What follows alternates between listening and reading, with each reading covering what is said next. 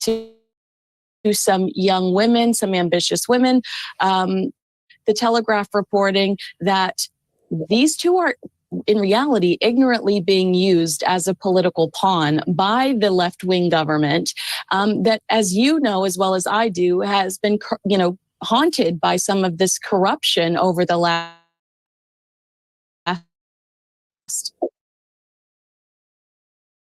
I don't even know how long, probably longer than you and I have been alive.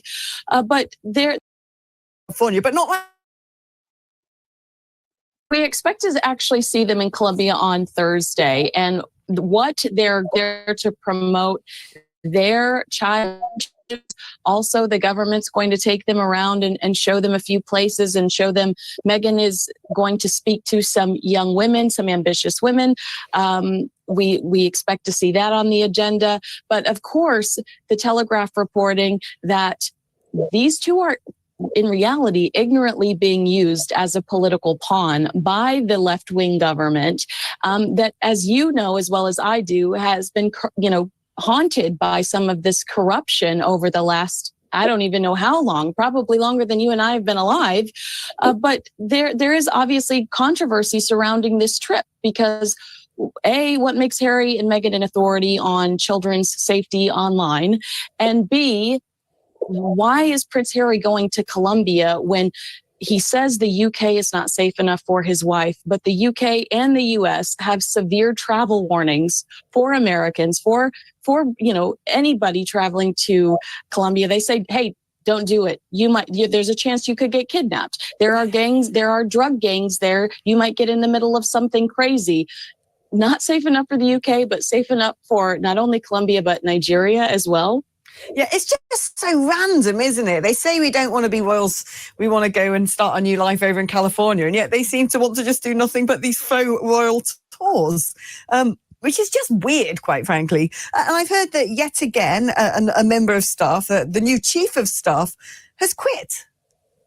Yeah, so this individual's name is Josh Kettler. He was reported to quit on short notice. However, you saw Harry and Meghan's team quickly contact People magazine. They wanted it put out there, at least here in the States, that this was a job on a trial basis and the decision to part ways was mutual, with both sides agreeing it wasn't the right fit. I think that the fact that it's coming from People is highly questionable. They tend to lean very pro Harry and Meghan. Harry and Meghan took them to Nigeria with them. They have exclusive access. But remember, this reminds me of when royal author Valentine Lowe reported in his book Courtiers that Samantha Cohen, the former private secretary, at the request of the late Queen Elizabeth to Harry and Meghan, she compared working with them to working with teenagers. Last month, Alex, we saw Dominic Reed, the CEO of the Invictus Games. He was the CEO from the very beginning. He quit his job. Oh, they've lost almost 20 employees since 2015. That is quite some staff turnover. Do you think they're getting paid for this tour to Colombia? Because they don't seem to be doing a great deal at the moment that could be earning them some cash. I think that is very likely. I think that there is something in it for both sides. If you listen to the locals that believe that Harry and Meghan are being manipulated on this trip to change the narrative, to distract from some of the corruption happening there, I think that it benefits the Colombian government. They have royals, quote unquote, that show up, which tries, cleans up their image a bit.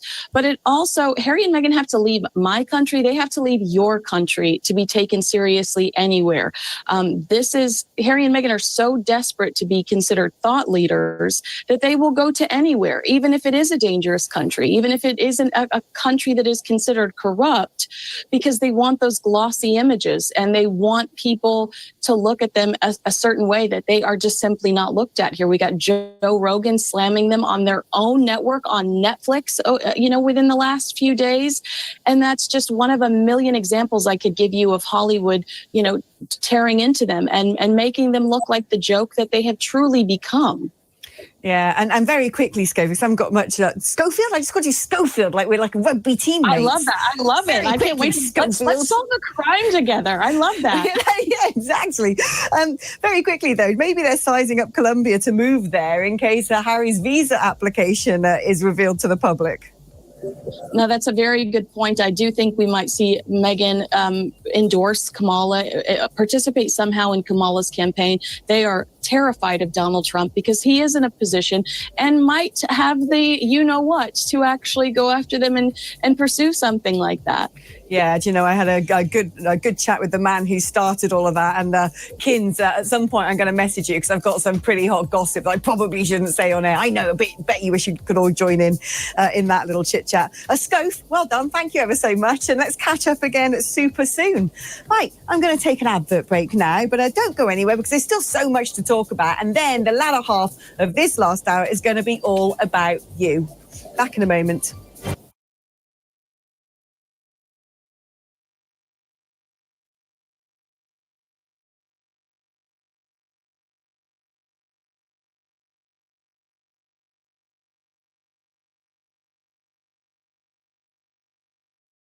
Oh, yes. He is definitely in vacation mode. I mean, you could look at the beard, and I've got to wonder if Kate's going to allow him to keep it. But they were all thanking all the athletes, and I think this is lovely. I love these messages of support and of thanks from everyone. I mean, it really was a good games, and especially when you listen to the Kings one. I mean, it's worth taking a read of it because he not only thanks those who, of course, made medal, but he thanks everyone who was there. Like, so all the coaches, everyone who was participating, they are the best in the world. And what I particularly liked was that it wasn't just aimed at the British, but it was also aimed at all the Commonwealth athletes. And two Commonwealth nations, St. Lucia and Botswana, they had their first gold medals at the Olympics ever. And that's pretty phenomenal. And so the fact that he was calling everyone out, I quite liked.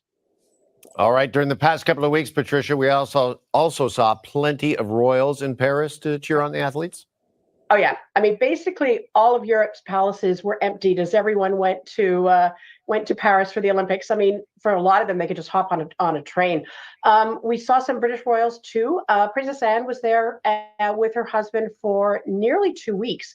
She's, of course, an IOC member as well as the head of the British Olympic Association. And then she no sooner had left than her sister-in-law, Sophie, the Duchess of Edinburgh, was there for her athletic events, especially field hockey and cycling. She's a really big cyclist. And it won't end there because, of course, the Paralympics are about to start. And that is Prince Edward is incredibly involved in that. And so he'll be in Paris for most of that as well. All right. Patricia, meanwhile, there are growing demands for the king to respond to the UK riots. What's the latest there? Yeah. So, I mean, this was kind of it was the difference on the screens. You had all the civil unrest in Britain at the same time you had the Olympics. And people were wondering where the king was. He issued a statement. He's been being briefed by the prime minister, by the police. And he issued a statement saying, in particular, commending the social, the community causes who really said he's countered the aggression of the few. And look, in general, the monarch does not comment on current political events. So the fact that you haven't heard more from him is not unexpected. But what we will see is as things calm down and as a royal visit doesn't take away from the security issues, you're going to be seeing the king and other royals there. There's no question about that. All right, switching gears, let's talk about Harry and Meghan because they have been back in the spotlight over the last couple of weeks. They were featured both on the cover of People magazine, and Patricia, they also did an interview on CBS Sunday Morning. Yeah, and this comes on the heels of the ITV interview that he did talking about the tabloids. I mean, they have been everywhere for the last few weeks. So for the People magazine interview, it was really Harry talking about how the king won't even take his calls. And it really stems from the fact that Harry seems to think that his dad can convince the government to give him police protection. And a lot of royal sources are saying that's actually not the case. The king can't do that. And so there's no communication at all. And then a few days later, they were on CBS. They were talking to Jane Pauley about a small online initiative they've got for the parents of kids who have been really badly affected by social media. and it just seemed, if it seems like it was a lot of different topics, it has been. And I think that they're almost in a case of stepping on their own message because they've been so much in the public eye in the last few weeks. So you've got to wonder, and it keeps going. Okay. All right. Well, we'll keep watching that. Meanwhile, Princess Beatrice has just been named the best dressed person in the UK. Yeah, this is wonderful. I'm going to say I'm completely happy for her, and she deserves it. So the Tatler Best Dressed list, everyone watches it really, really closely. She was called the Princess of Perfection, and she completely deserves it. She has completely transformed herself, especially in the last few years. She is the height of fashion. She's very, very stylish. And if you remember back, this is a long transformation, because if you remember back to the wedding of William and Kate in 2011, she wore a disastrous hat, what could only be described as the brown toilet seat hat. And she took it, and she admitted it was a mistake, but she took it and she ran. So she actually auctioned it off for charity and made an absolute fortune for a charity of hers. So I say congratulations to her. She deserves it. For sure, for sure. And by the way, love people that take chances. You got to take chances, right, in this life when it comes to fashion or anything else. Patricia Travel, good to see you on this Monday morning. Thanks for this. Thank you.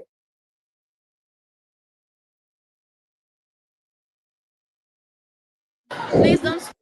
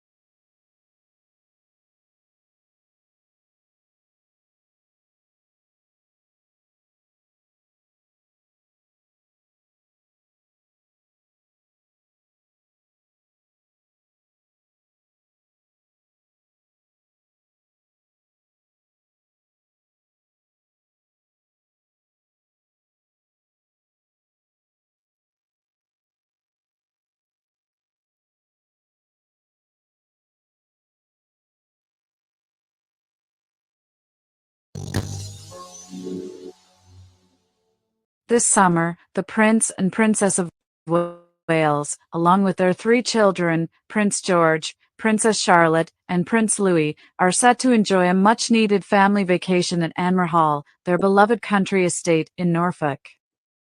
This year, the holiday holds even more significance as Princess Catherine's parents, Carol and Michael Middleton, will be joining them, bringing a sense of warmth and familial support during a particularly challenging time for the family. Anmer Hall, a beautiful Georgian mansion located in the tranquil Norfolk countryside, has long served as a relax and bond for the Wales family. This year's holiday is particularly poignant as it comes during a difficult period for Princess Catherine, who is currently undergoing treatment for cancer. Throughout her health struggles, Carol and Michael Middleton have been pillars of support for their daughter. They have devoted significant time and energy to being by her side, offering both emotional and practical support as she navigates her treatment. This year, as Princess Catherine is recovering from months of cancer treatment, the Wales family will not be taking their usual overseas holiday. Their presence at Anmer Hall during the summer break is not only a comfort to Princess Catherine but also a testament to the strength and closeness of the family. For Princess Catherine, having her parents with her during this time is invaluable. Carol Middleton, in particular, has been a source of unwavering strength and comfort, providing the kind of support that only a mother can offer. Her nurturing presence has helped Catherine maintain a sense of normalcy and stability for her children, even as she faces her own health challenges. Michael Middleton, too, has offered his quiet, steadfast support, ensuring that the family remains united and resilient during this difficult time. Carol and Michael Middleton have always played a vital role in the lives of their grandchildren. From the moment Prince George, Princess Charlotte, and Prince Louis were born, the Middletons have been deeply involved in their upbringing. Their influence has been a constant presence, offering stability and love as the children navigate the unique challenges of growing up in the royal spotlight. Over the years, Carol and Michael have been there for countless milestones, birthdays, christenings, and important family events, always providing a grounding influence amid the whirlwind of royal life. The Middletons' involvement in their grandchildren's lives goes far beyond the occasional visit or holiday gathering. They have been a consistent and reassuring presence, offering not just affection but also guidance and support. This summer holiday at Anmer Hall is yet another example of their unwavering commitment to their family. For Prince George, Princess Charlotte, and Prince Louis, having their grandparents join them for the summer vacation is a treasured experience, filled with love, laughter, and cherished memories. The summer holiday at Anmer Hall offers the perfect opportunity for the family to come together, away from the public eye, to focus on what truly matters. The peaceful surroundings of Norfolk, with its expansive gardens and serene countryside, provide a much-needed respite where the family can enjoy simple pleasures, long walks, picnics, and outdoor games, with the added comfort of having Carol and Michael Middleton close by.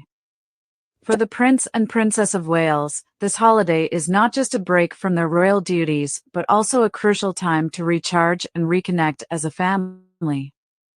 The support of Carol and Michael Middleton is instrumental in allowing them to do so. Their presence ensures that the children are well cared for and that the household runs smoothly, allowing Prince William and Princess Catherine to focus on each other and their recovery. The Middletons' influence on their grandchildren is profound and far-reaching.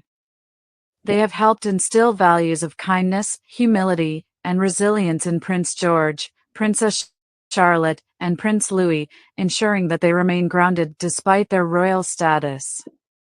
This summer holiday is another opportunity for the children to learn from their grandparents, to absorb the lessons of family unity and love that Carol and Michael embody.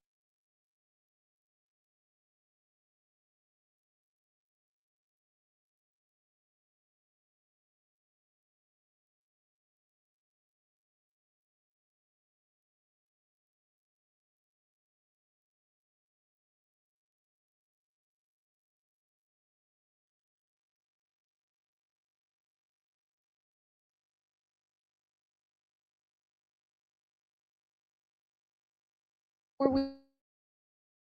we bring you insight and opinion into the lives of two rather famous royal couples on either side of the Atlantic. I'm Kinsey Schofield, and I'll be bringing you updates on the Duke and Duchess of Sussex right here in sunny California. And I'm Rupert Bell in sunny England. Record temperatures as I record this, but I'll be bringing you news on the Prince and Princess of Wales. Rupert, so good to have you. And I know that my audience is thrilled to see you as well. You are, without a doubt, a favorite. And we have some really great news today because over the weekend, we saw a really beautiful clip of the Prince and Princess of Wales. It was Catherine really taking the lead. You can tell she is such a sports nut. Celebrating some of your victories at the Olympics. Did you see the video? What was your reaction? I thought Catherine looked absolutely beautiful and had a healthy glow to her, and it was a thrill to see. Yes, I did. And you have to say, I know that she would have, I'm sure, as she enjoys the summer holidays, and like so many people in this country, would have been glued to the television to see the efforts of athletes from this country and from around the world. But obviously, they would have been rooting very seriously for the GB team. And it was great to see her be part of the celebration. It included people you probably are not overly familiar with, Kinsey, but a few British sports stars, Rebecca Adlington, Claire Balding, who's one of our leading sports presenters. And then we saw Michael Johnson, who works for the BBC out here. And to cap it all, the man who seems to have been everywhere at the Olympics, Mr. Snoop Dogg himself, comes at the end, which is just a bit too cool for school. But anyway, that was, and so, yes, look, Britain did pretty well. I think we won 65 medals. I'm not sure how many golds it was in that total, but all in all, yes, it was a terrific performance from the GB team. Everyone's happy about that. But to see that the Rock family involved and enjoying the coverage and then finding a way to celebrate. The other thing I did notice, obviously, William has grown a holiday beard. Yeah, I think everybody noticed that holiday beard. He looked very rugged and very handsome. That is so funny that you said that about Snoop Dogg, because I saw the video on Instagram of the Prince and Princess of Wales. And so I was scrolling through Instagram, and it was a picture of Snoop Dogg that initially popped up on their feed. And the running joke has been that Snoop Dogg will just endorse anything throughout the Olympics, whether it's a burrito, whether it's ski equipment, whatever. It's Snoop Dogg commercials. He's everywhere throughout the Olympics. And so I thought, did this man hack the Prince and Princess of Wales's Instagram account? I mean, truly, he is everywhere. So that was not on my bingo card. The Snoop Dogg leading into a video of the Prince and Princess of Wales. I bet you Prince William got a kick out of that. And the royal fans over this hand don't see that off the protocol. Is that the right mindset, or is this just he knows that it looks nicer and he looks more well kept when he doesn't? Well, what is the status there of the beard? Well, beards are in vogue. I mean, I wouldn't want to grow one. Even on a holiday, I start to feel sort of grubby, but it's all the vogue. So I have to say, if he wants to, he's on holiday, why not? And actually, if you look through history, Edward VII, all kings, moustaches, everything was, that's what you grew. It just went out of fashion. Then it has come back, and now all the sort of younger generation, I don't want to sound like an old fogey, but I'll have to admit it, have all got beards now. My youngest son, he goes around with a beard, so it's all part of it. And I suppose for William, when he's on holiday, he can he hasn't got much hair on top to let down, but maybe he wants to let some hair out and not worry about shaving. So happy holidays to them all. And obviously, like many, they would have been sitting around with their children watching the extensive Olympic coverage. And the interesting thing at the end, with Snoop Dogg endorsing and saying how lovely the Prince and Princess of Wales is. I wonder how well that went down on your neck of the woods with your couple. But Snoop Dogg, I mean, he was everywhere. He was even turning up to dressage to watch the dancing horses. And so he just would pop up and it seemed to be lovely. He turned up in riding gear, I think, at the dressage one day. I mean, I think he was working for your NBC organization, but he seemed to make sure that Snoop Dogg seemed to be popping up on every organization. But fair play. the Olympics done and dusted. And look, the royal family have sporting connections with it. The Princess Royal was there in her capacity presenting medals. She's a former Olympian herself. Zara Tindall, where I was today going to a place where Zara Tindall will be competing at the Burley Horse Trials at the beginning of September. So, and she's a former Olympian. So the royal family have not just status connections. Some of their members of the family have actually competed at Olympics. Well, another incident, or another, I guess I should say, reason to celebrate for the Prince and Princess of Wales is that London's air ambulance charity achieved its fundraising goal for 2 new helicopters. This thrilled Prince William. He tweeted, "Fantastic news. This is going to have a life-saving impact."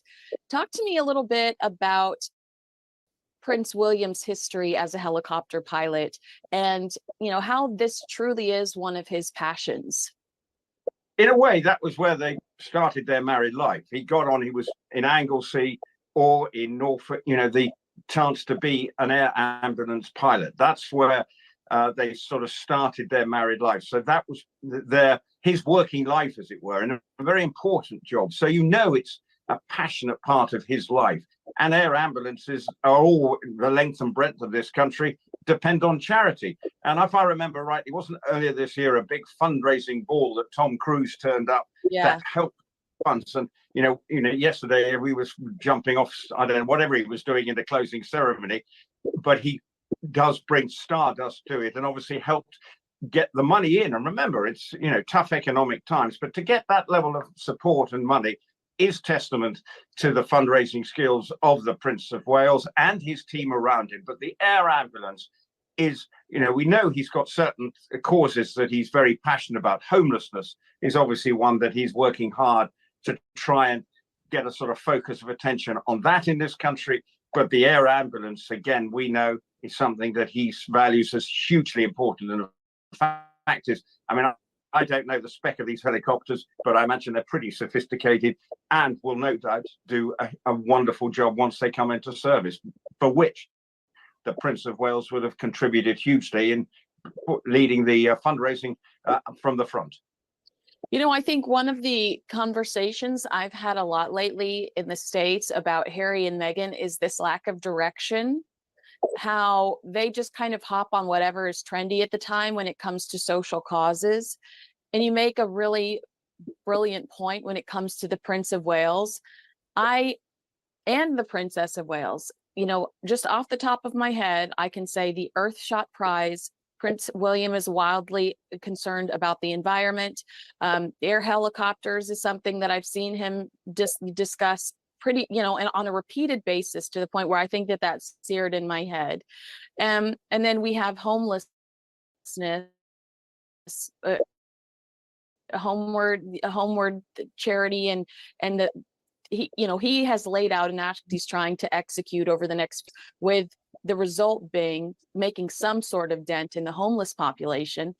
With the Princess of Wales, I immediately think the Early Years Project. I immediately think about Heads Together and how mental health was something that she wanted to end any sort of stigma around. But with Harry and Meghan, they are all over the place, and it makes me wonder why they haven't sat down and had some sort of strategy session where everything they do, whether it be sitting down to talk to somebody, events that they go to, is working towards giving them credibility in this 1 or 2 spaces, because it just feels like a spider web when it comes to Harry and Meghan. Well, actually, when you look at their interview last week, Kinsey, you have to say, yes, it was a very worthy calling to promote, and actually, no one's dissing that. But again, that video felt more about Meghan's issues rather than actually concentrating with a real sense of purpose on even the family that they interviewed, who've gone through such a difficult time. But, that's this week's cause célèbre. What will be the next one? We know with American Riviera Orchard, where's that? That seems to be stuck between a rock and a biscuit food or whatever it is. I don't And a know. dog biscuit. A dog biscuit. So at the moment, they're just trying to. You're right, and that's the important thing. And they do look rudderless. Now, the Prince of Wales has always said that what he wants to do is, when he does something, it's designed to make an impact rather than sort of a scattergun approach and have a whole series of things. So they've sort of pared it back. Well, there'll be patrons of various organizations, but actually things that feels that sort of energize them and give them a sense of purpose, because you can feel, basically, if you're a member of the royal family, you're just going around glad-handing everybody and saying, how nice, lovely to see you. But actually, the modern generation want to find that they're doing something that works and has some sense of purpose, because it's important that they do, because otherwise people will just see, what's the point of the royal family? If they can see that he has helped, and people on the street will benefit from the fact that there's going to be saving lives around the streets of London, then people are going to say, well, then that gives the royal family some sense of justification. It's the same when it comes to, the homelessness. He's got to be careful, because that could go down some political and politics avenue, which he could find himself. He's got to steer clear. So it's a hard one to navigate.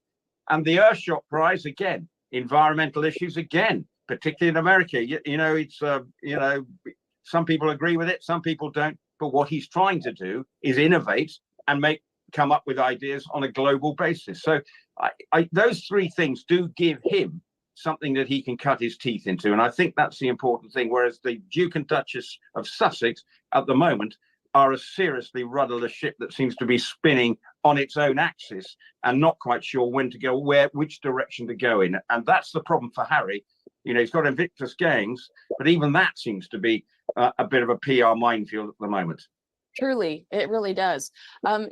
Talking about being rudderless, now the Telegraph is reporting that Prince Harry and Meghan Markle are ignorantly being used as political pawns by the left-wing government there, which has been haunted by corruption scandals. And I think when you are rudderless, it's easier to fall victim to something like this. Corruption has been a significant issue in Colombia, affecting various levels of government. In one case, their president's son was arrested as part of a high-profile money laundering investigation into funds. He alleged crime has heightened corruption and citizens' concern in some areas. And one prominent local lawyer told the Mail on Sunday, I'm sure Meghan and Harry mean well, but everyone here is talking about how obviously they are being manipulated. The Telegraph points out that Harry and Meghan's trip to this crime-ridden country was announced just days after the Duke said it was too dangerous to bring his wife to your neck of the woods. And the UK government, as I know you're well aware of, their travel advice warns that terrorists are very likely to try and carry out attacks in Colombia. There is a risk of kidnapping by armed groups, and the country is seriously afflicted by conflict and cocaine turf wars. Even the vice president that invited them has already had to beef up her own security following several assassination attempts, including a bomb threat, a bomb that was actually left near her home. I guess my question to you would be, Harry, what the hell are you thinking? Well, this is the problem. And I think we spend quite a lot of time thinking those very same thoughts on a number of issues. So, look, they went to Nigeria, which I suppose on the face of it, you would say, I don't know the full extent of what their government is like and corruption issues. But on the face of it, it wouldn't be the most obvious one to go to. But he was saying it was behind the Invictus Games. Yes, they want to go and draw attention to a few good causes. But yes, and they're going to places that are deemed, yes, Colombia does have these areas where they say just do not go to. But where they're going, they will be primarily safe. But you're right to think that this is a good look. Now, we've got problems in this country, and no one's denying that we've been having riots on the streets. It's all been pretty unstable. We just had an assassination attempt too. Like, we had it over here too. So I get it. Yeah. We've got issues. No one's denying that. But in terms of how he would be in this country, I think he'd be pretty safe. And so this is why we don't understand what is going on here. Happy to go. And I was even reading, and I don't know whether this is true, that they may even be bringing their children there. So I don't know whether I saw something of someone suggesting that, but I may be totally wrong there. So I don't want to be a hostage to fortune and say you don't know what you're talking about, but there are those sort of speculative rumors online. So you believe those probably with a pinch of salt, says he, hastily backtracking here, Kinsey. But the point is they are still going to Colombia. And yes, I do feel that their government, with the Colombian government, will hope that the stardust of Meghan and Harry will give a bit of gloss and maybe cover up some of the issues that are going in Colombia. Now, I do not know enough about Colombian politics. Yes, I can read the headlines about the drug cartels and all that kind of stuff. But I do know supposedly there have been improvements in the way the country operates. But it just doesn't feel, it is a royal visit in all but name, and that's what they want, and that's what Meghan's wants, and she will want to be front center of that and be the one always being photographed, and probably Harry will be walking one step behind, because it feels like this is more Meghan's show with Harry just bringing the title. Now that might sound a bit damning, but that's the way it feels to me. We love to hear it, Rupert. All right. I spoke to the Express last week, and I hate to quote myself, but it's such an I told you so moment that I wanted to share it. They asked me what Harry and Meghan expected to gain from this experience. And I said that Harry and Meghan have become the butt of the joke in the United States, whether a comedian is taking a swipe at Prince Harry at an award show or South Park is destroying the couple for their continued PR stunts. These two have to leave the country to prove that someone out there takes them seriously. And to my point, I open up the Daily Mail today and see the headline, Joe Rogan brutally mocks Prince Harry in new Netflix stand-up show. As you know, Joe Rogan, Spotify's official golden boy, Prince Harry, famously got the boot from the podcast network for not fulfilling contractual obligations. Joe poked fun at Harry for his recreational drug use and basically calls him an idiot, asking what qualifies Prince Harry to be the deciding factor on misinformation. To me, it's obvious that Harry and Meghan are desperate to be taken seriously, and they realize that they have to turn their brand around. They will travel no matter what the security concerns are to any country willing to give them a platform, because those glossy photos in People magazine just might change someone's mind about them. Will this work? Is this the right strategy? Because it seems like this is something they want to continue to do between Nigeria, between Colombia. It looks like they're really gunning for this. No, and this is one of the reasons they felt that, the royal visits they did, they felt that they, couldn't do what they wanted to do, and felt, wasn't there even a suggestion, you don't get paid to do this. Now, I don't know whether they're being paid to go there, and how does it work with the increased security? Are they being paid to go there? Someone is probably footing the bill for this to make sure that they're in the very best places. Who is paying for it all? If it was a royal visit, yes, that comes with, there's a diplomatic element to that. It's Britain promoting itself, using the royal family as a vehicle. Yes, they may be promoting a few charitable causes, but it's actually designed to promote brand Sussex. And that is the problem, I think. And the royal family look at it and probably are rolling their eyes and thinking, they know what's going on here, that it's basically designed as backing up their commercial aspirations and proving that they are relevant. Now, what they may be doing might have an impact, and good luck to them if it does. But at the heart of it, unfortunately, the cynicism levels from all and sundry about it doesn't help them, I don't think. And that's the problem. Now, when we look at the pictures, the optics will be heavily controlled. There will be only sort of certain pieces. It will be managed within its inch of its PR life. So therefore, you just take it as a glorified puff.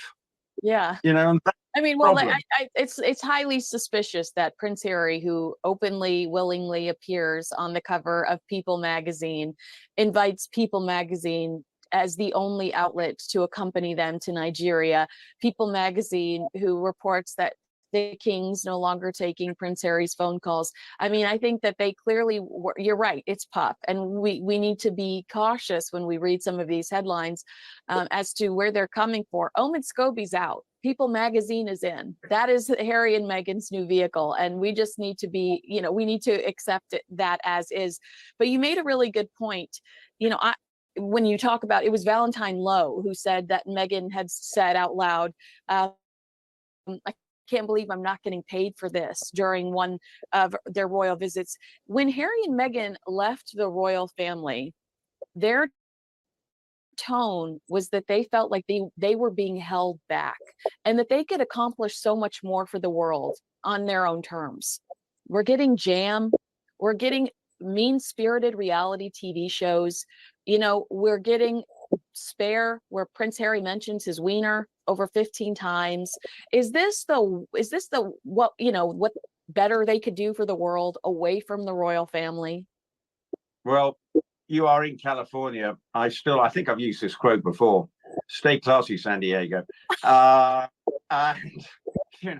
I'm afraid it's not particularly classy. And if they want to be taken seriously, you actually have to look as if you are serious and really want to do it. I just get the feel they have to do it because this helps them. Do they really want? That is thank you for saying that. That is the truth. Yeah, because yes, they are going to Colombia. Yes, it might help, some disadvantage, and not to accept it. There is a curiosity. What are we doing? We're talking about them. There's a curiosity level about them and their new direction. But what they've got to try and do is, as we've spoken to, have a sense of purpose and stick to it. Now, look at the long-term game. It's not about the short term. They've got to be making sure brand Sussex is relevant down the line, 5 years down the line. What's it going to look like? How's it going to be? Is it going to have achieved the goals they want to set out? But everything they've turned to, seems to be a fallout. And we're hearing it now in Victus. Suddenly we're hearing that the Canadians did have to pay extra money to help with their security. While it wasn't necessarily specifically against them, the Canadian government did have to fork out a little bit extra to make sure there was an extra level of protection for the various VIPs, including the Sussexes who came to the event earlier this year. So they do create fallout. And that's what they've got to try and avoid, is this endless sort of PR backlash. But that means that they've got to listen to people, take it on board, and people who really know and don't think they know best. Okay. Because if you do, if they think they know best, there are very experienced people, and I'm not entirely sure they're good at taking advice. That's the truth. Because you mentioned it, I'll quickly touch base on this. The Vancouver police logged 44,555 are loony, as it's called in Canada. Is that correct? Correct me in the comments if I'm wrong, Canadian viewers, in security-related overtime during Prince Harry and Meghan Markle's brief stay in February. They were there for just 3 days, February 14th to the 16th, to promote the Invictus Games, which is going to be held in British Columbia next February. The Invictus Games covered $10,221 through recovery, but Canadian taxpayers are still on the hook for $34,333 in overtime. Now, Doug Maynard, who is the director of security for Invictus Games, said that police were responsible for public safety. That is the money that's that overtime fee, while Prince Harry's security was privately paid for. Here's where my antenna perks up. Rupert, he says taxpayers did not fund Harry and Meghan's security during their stay last February. Their private security detail was paid by individual donations directed by the donors for that purpose. So who is sitting around donating to Prince Harry and Meghan Markle's security fund? And when Prince Harry does all of this media insisting he's willing to pay for his own armed security guards in the UK, trying to sway the government into giving him the type of protection he wants in the UK, is he really paying for it? Or is this millionaire functioning off of security donations? I think I couldn't know exactly. Yeah. But whatever, it just shows the weakness of his argument. If he just accepted, if he could come back to this country without a problem, there would be always security, and a level of security. You don't tell me up in Balmoral, where they all are, there isn't security, in every bit of heather. Well, there's lots of security up there because they're all up there, or the various houses they're staying in. Of course, there's security. It may not enough security, and working out what the threat is, etc., etc. For Harry and Meghan, it's a cause célèbre, which is an easy one to say because he can easily say, "I've not got security. Woe is me. I won't come back to Britain." I think there's more underlying things to that. Is that actually, I'm not sure Meghan's busting her gut to get back to Britain. So, but also, how much of it do you think is him feeling like despair, like he's not getting a fair shake? How much of it is ego and him thinking, well, I'm just as much of the son of the king as William. I want what William has too.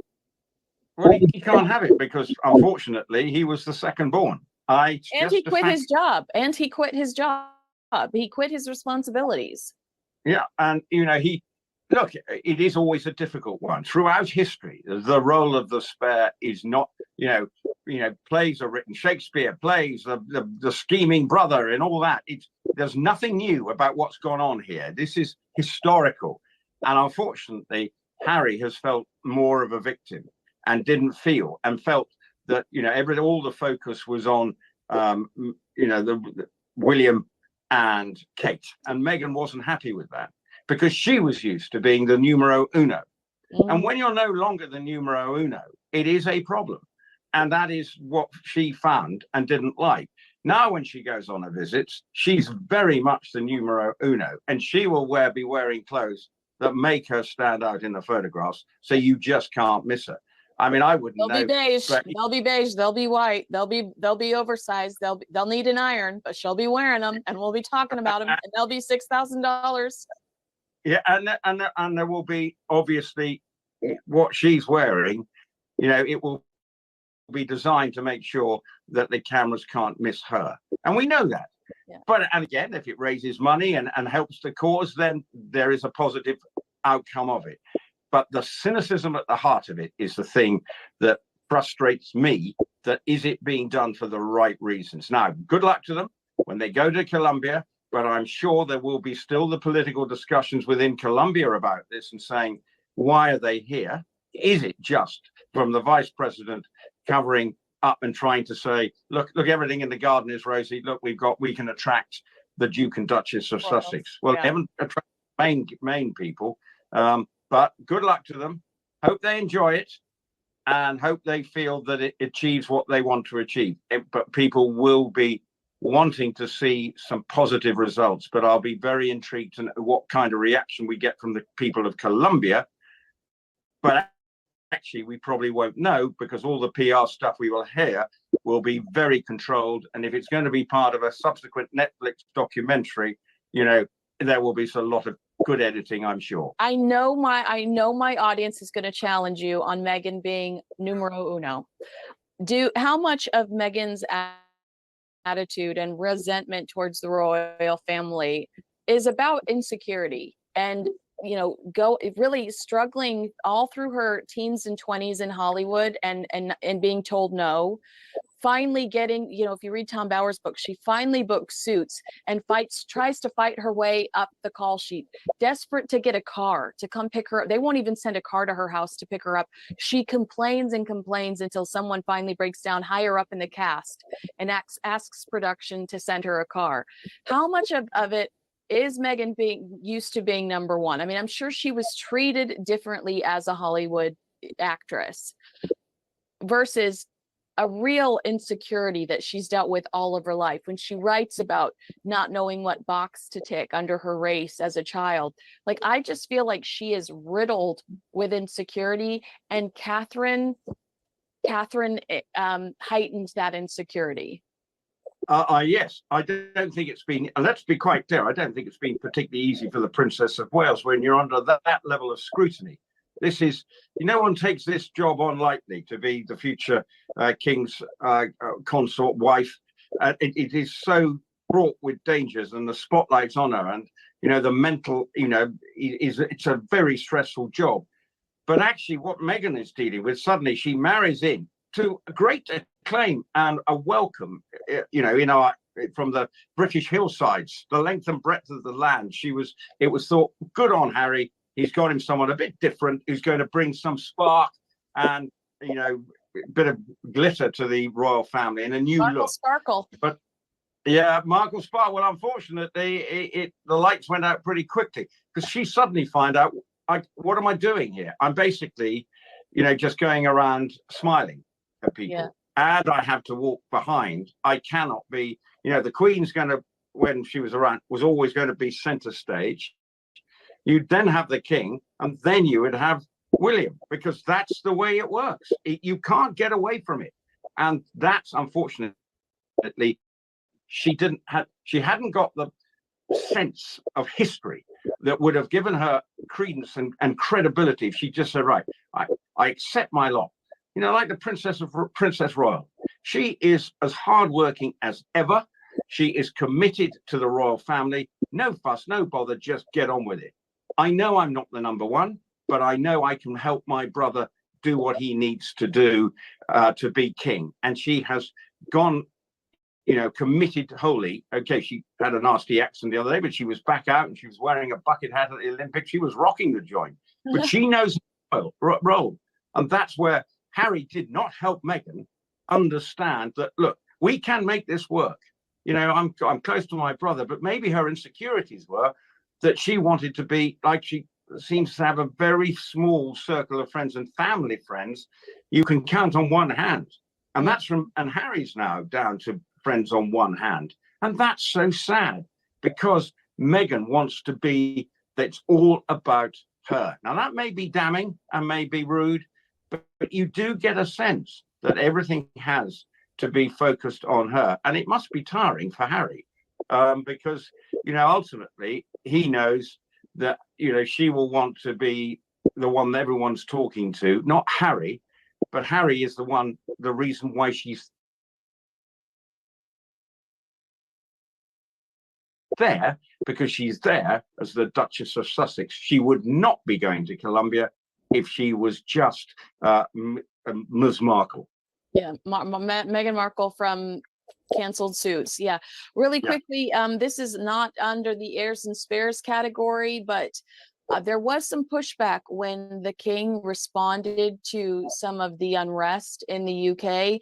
I felt like his statement was kind and uplifting, and I didn't have a problem with it, although I'm over here in the United States and I might have missed something. What was your response to the King's reaction to some of the protests that took to the streets? I think it's pretty hard. He's got a fine line.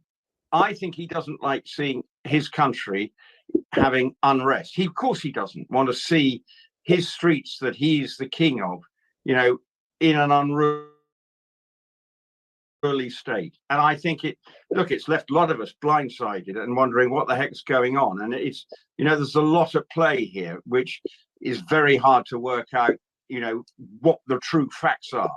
And it's been unseemly. But I think the King has always said, even I think if, I want to govern for all. And this is a reflection of that. But as you quite rightly say, and we've talked about it, that dancing, but actually saying, I'm pleased it's all over, or it's calming down, because we have to, that for whatever reason, without making political statements, but just saying, I'm pleased things look like they're calming down. Whether that is the case long term, who's to say? But right now, I think it wasn't the worst thing he's done. And he hasn't had too many missteps, if I think, along the way. Okay, Inkgate early on, and one or two others. He got frustrated at the Parliament.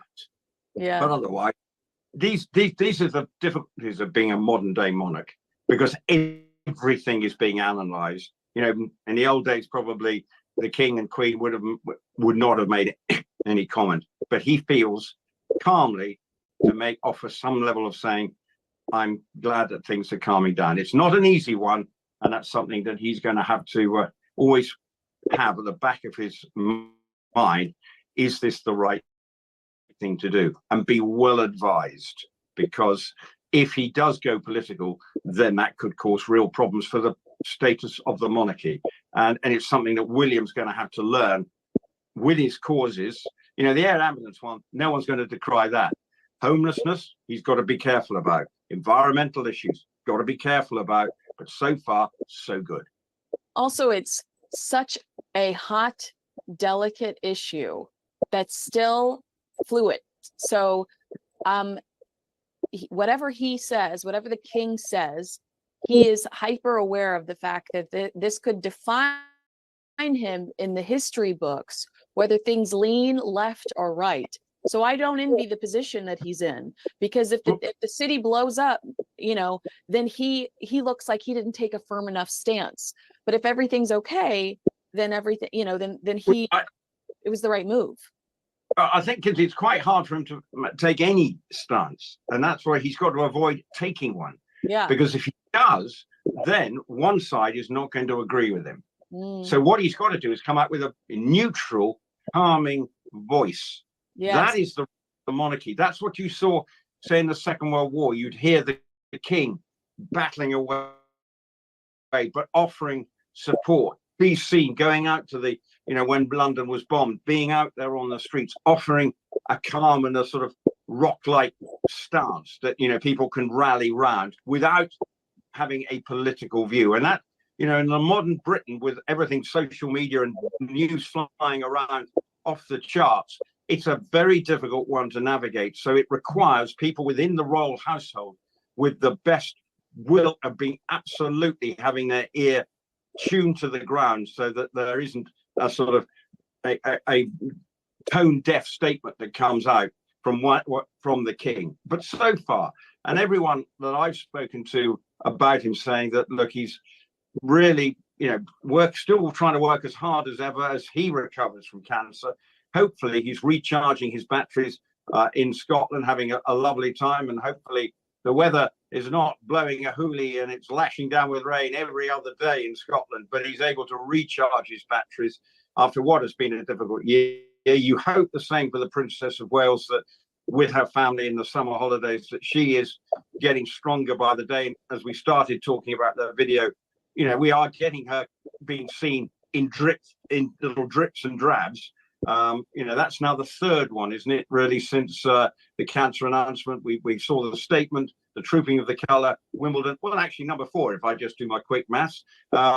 You know, that's where we're at. But maybe in September we might see her, once the children go back to school, will we see her occasionally going to something else that is relevant? You know, things like the Service of Remembrance in November, and there are other sort of formal state occasions that it would be quite normal for her to turn up. It's how they manage that first public visit that is out of, you know, the first trip on her own.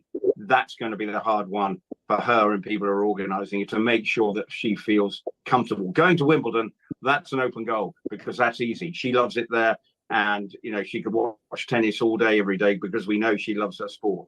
But that's going to be the challenge. But it's good, you know, even though we do see, you know, a video that starts with the Prince of Wales and ends with Snoop Dogg. Well, that's quite, I think it's quite cool, but you probably shouldn't be saying things are quite cool, should you, Kinsey? No, you could say they're quite cool, but I'm old enough to remember when Snoop Dogg was accused of murder. So sometimes I see these things. Remember when he performed Murder Was the Case that they gave me on MTV while I think the cops were waiting outside to arrest him? So like I watch things like that and I think, oh, how quick we are to forget and just move. Well, I mean, perfect case for Harry and Meghan. Oh, and they'll be hoping we forget, because if we can forget, then everything in the Montecito garden will be blooming. But at the moment, there's a bit of a drought as far as that is concerned. That's the truth. Oh, Rupert, you're my date for the next 2 weeks after this too, I heard. Have you been made aware of that? Well, I knew I got a date next week. But always happy. A third date. That's a good sign, Kinsey. That It's is a good sign. They're going to be That's a talking. Kinsey, this long distance relationship. But anyway, I look forward to talking to you next week. I think I still might be at home next week. And then I get back on the road a bit. So I don't know which prison cell I'm going to be talking to you from next, if people remember my hotel last time. But anyway, your haunted hotel. Well, that's the joy of talking to you. It's always a surprise. I like my flowers colorful, and I look forward to talking to you again next week. You are such a joy, Rupert. You know I adore you. Thank you so much for your time today. If you agree or disagree with us, all you have to do is let us know in the comments below. Make sure you like this video, share it with a friend, and subscribe. Thanks so much for watching. Rupert and I will see you again next week.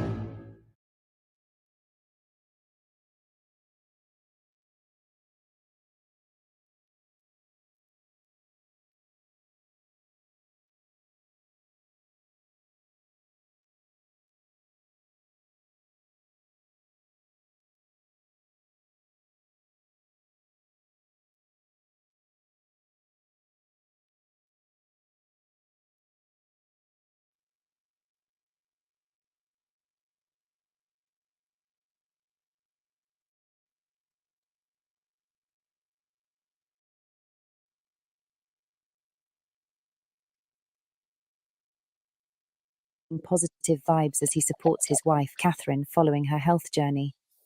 The royal couple's recent appearance in a heartfelt video message to British Olympians showcased not just their continued dedication, but also a message celebrating the closing of the Paris 2024 Olympics. Prince William and Princess Catherine stole the show.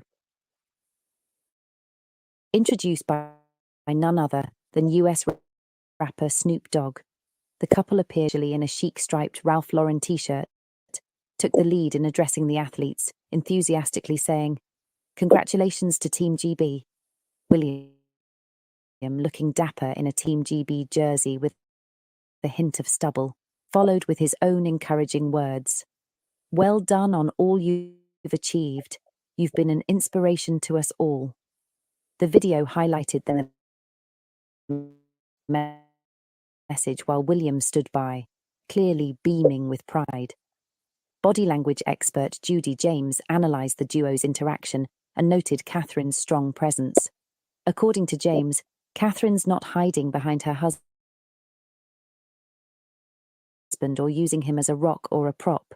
The couple sit just behind hers.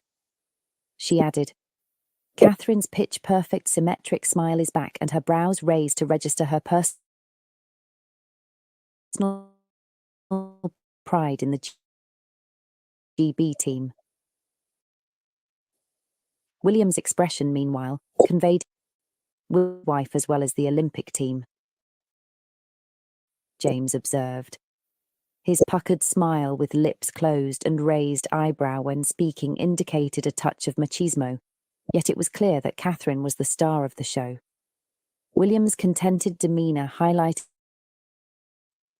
his support and happiness to see Catherine stepping back into the spotlight. James also pointed out that William's facial hair in the video could be seen as a symbol clean shaven, James explained. Since March, when Catherine shared the news of her cancer treatment in an emotional video message,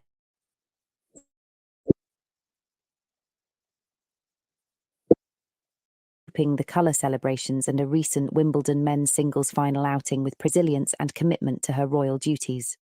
William's subtle yet meaningful support through this period is evident in their public appearances. His positive demeanour and the couple's joint message to Team GB highlight their strong partnership and the quiet optimism they both share.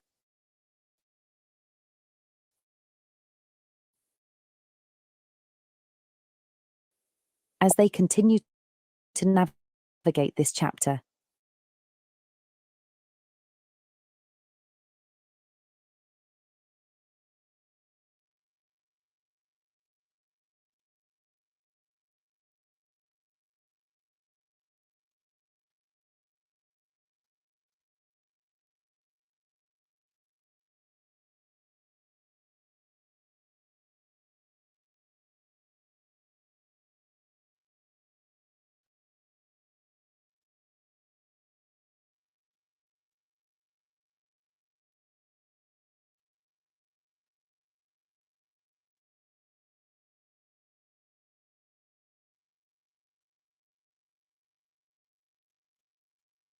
Wow, I just built the most amazing workflow on money.com. You build your own workflow? Why? There are a bunch of amazing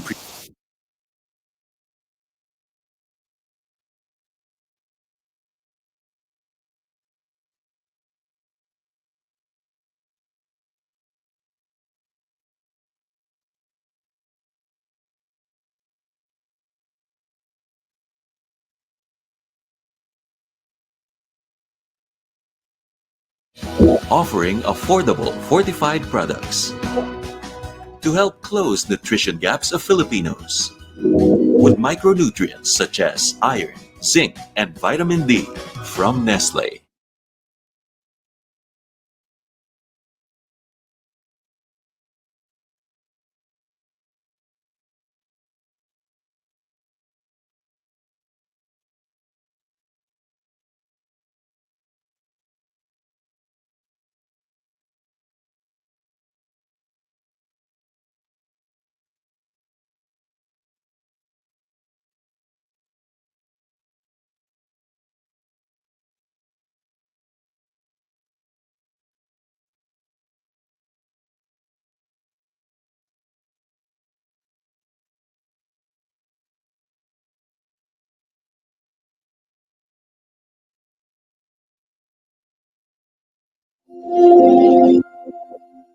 It has turned out to be an annus horribilis.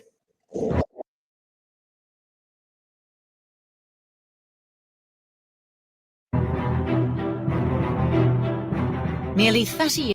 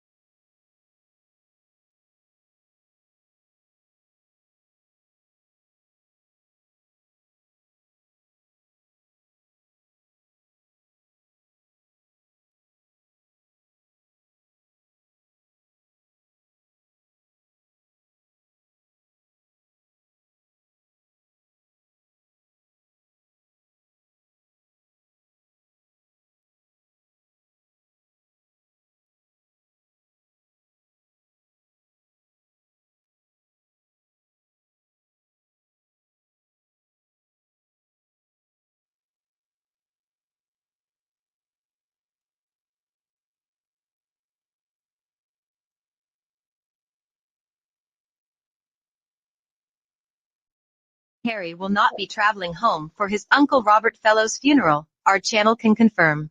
Fellows was the brother-in-law of the late Princess Diana, making him an uncle to Prince William and Harry, 39. He was also Queen Elizabeth II's private secretary from 1990 to 1999. News of Fellows' death broke on July 31st, with the UK's The Times revealing that he died at age 82 2 days prior, following undisclosed causes. Fellows was married to Diana's older sister Lady Jane Fellows, and together they shared 3 children, Laura Jane Fellows, 44, Alexander Robert Fellows, 41, and Eleanor Ruth Fellows, 38. While Harry will not be travelling back to the UK for his uncle's memorial service, the Duke of Sussex did speak to the Spencer family following Fellows' death. Our channel learned late last month that Harry was in contact with his aunt and cousins along with his uncle Charles Spencer, who is the younger brother of his late mother, Diana. Harry's decision to skip Fellows' funeral comes as he and wife Meghan Markle are set to travel to Colombia for a trip that centers around online safety for kids, which is also a new initiative their Archwell Foundation has taken on. Their visit comes at a particularly significant time, as it precedes the first global ministerial conference on ending violence against children, to be held in Colombia this November. Colombia Vice President Francia Marquez shared in a statement earlier this month. The forthcoming conference will unveil a comprehensive framework for creating safer physical and digital spaces, tackling issues such as cyberbullying, online exploitation, and the mental health impacts of these threats. Harry and Meghan, 43, are set to engage in several activities related to this important topic during their trip. The couple discussed online bullying and their Archwell initiative, titled The Parents Network, at length during a recent sit-down interview on CBS Sunday Morning. All you want to do as parents is protect them. And so, as we can see what's happening in the online space, we know that there's a lot of work to be done there, Meghan told Jane Pauley on August 4th. We're just happy to be able to be a part of a change for good. The parents of two, Harry and Meghan, share son Archie, 5, and daughter Lilibet, 3, spoke specifically to the connection between social media and teens who die by suicide. There is a through line, I think. When you've been through any level of pain or trauma, I believe part of our healing journey, certainly part of mine, is being able to be really open about it, Meghan said, referring to her past mental health struggles. I haven't really scraped the surface on my experience, but I do think I would never want someone else to feel that way, and I would never want someone else to be making those sort of plans.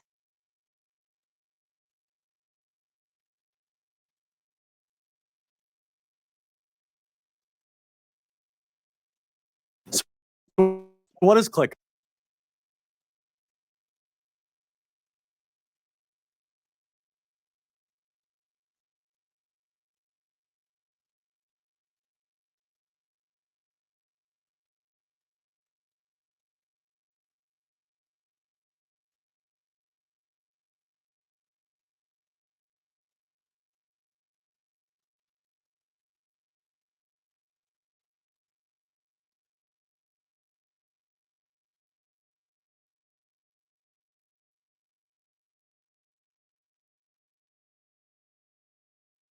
Jeremy. God, it's good to see you, old boy. How's life been in the summer? You've been off to Goodwood and Royal Ascot, you've been playing golf, traipsing around the Open, enjoying your life, as you thoroughly deserve to do. It's been a very interesting summer. I've enjoyed my sporting summer. I didn't go to the Olympics, but everything else, the Open, Wimbledon, Royal Ascot, glorious Goodwood, got York next week. And then, of course, I've always got... I mean, I get accused of being unfair to these couple of dribblers. Harry and Meghan, I'm still not quite sure what they do anymore. Anyway, apparently they're going to Colombia. Did you know that? They're going to Colombia. Did you know that? Yes, they're going on Thursday. Another one of their visits. It's causing a little of anxiety because... is this British Columbia in Canada or the drug-taking cartel centre that is Colombia? Where are they going? They're going to the one in South America, and they are going to help promote some charitable institutions at the behest of the Vice President, who's had to suffer her own fraud investigations as well. So this is all part of the Meghan and Harry, let's make us seem relevant, go on these quasi-royal visits. And you can't put it down to anything else. The only reason they're being invited is Duke and Duchess of Sussex, and they think, maybe the Colombian, they will offer a little bit of stardust to help promote a conference that they're holding in November. So that's the reason why they're there. Do you think, on a serious note, I know that there's been a lot of fraction between the royal family and these two, and I think most people would know what I think.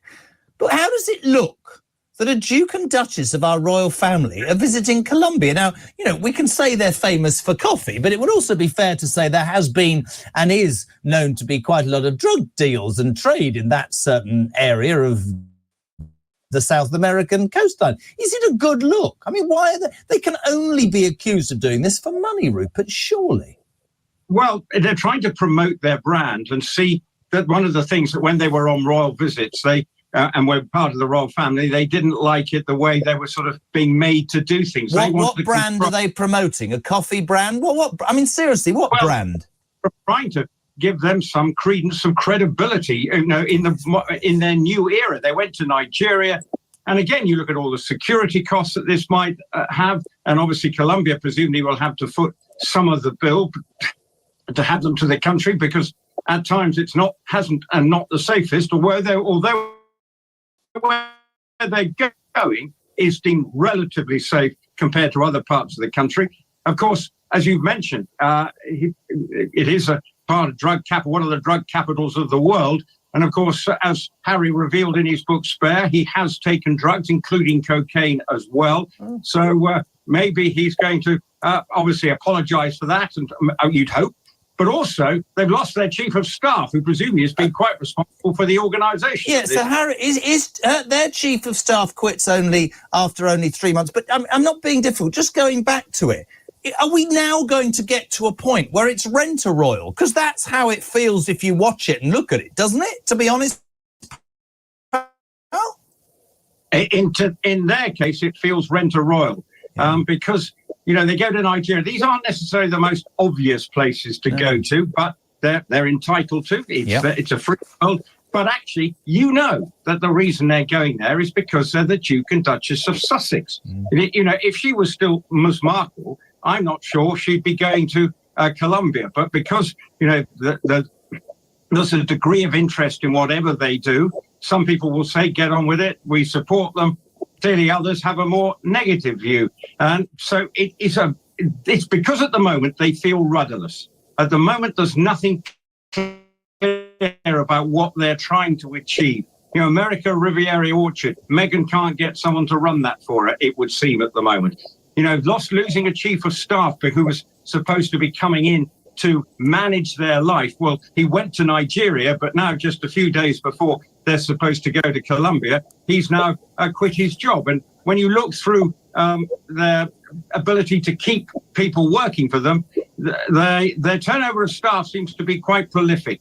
And you always have to look at the top if there's reasons for that, because if it's a happy camp, people tend to stay and want to work for those individuals. I know that I've been criticised by people in the past for criticising Harry and Meghan. We've only got a couple of minutes.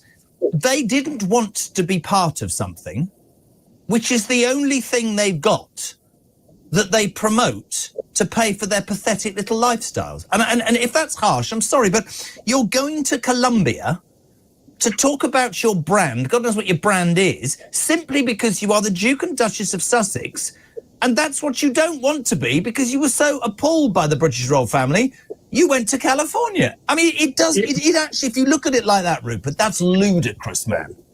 This is the problem, and this is what they wanted to be half in, half out, but the late Queen said that's not going to work.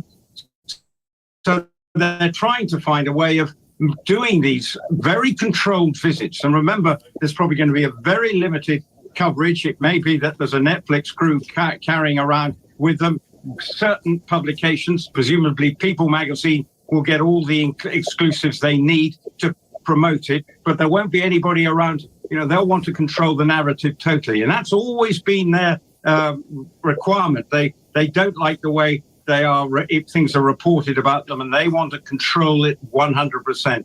But at the end of the day, what I think you'll see is, yes, there'll be lots of handshaking. You'll see Meghan in the foreground, hogging the limelight, while Harry, as the Duke of Sussex, and his title is one of the reasons he's there, sort of quietly in the background, having to play second fiddle to his wife. And no change there. Rupert Bell, you are a legend. We always have Bell at the end. You understand why. Thank you very much indeed, Rupert Bell. You're a legend.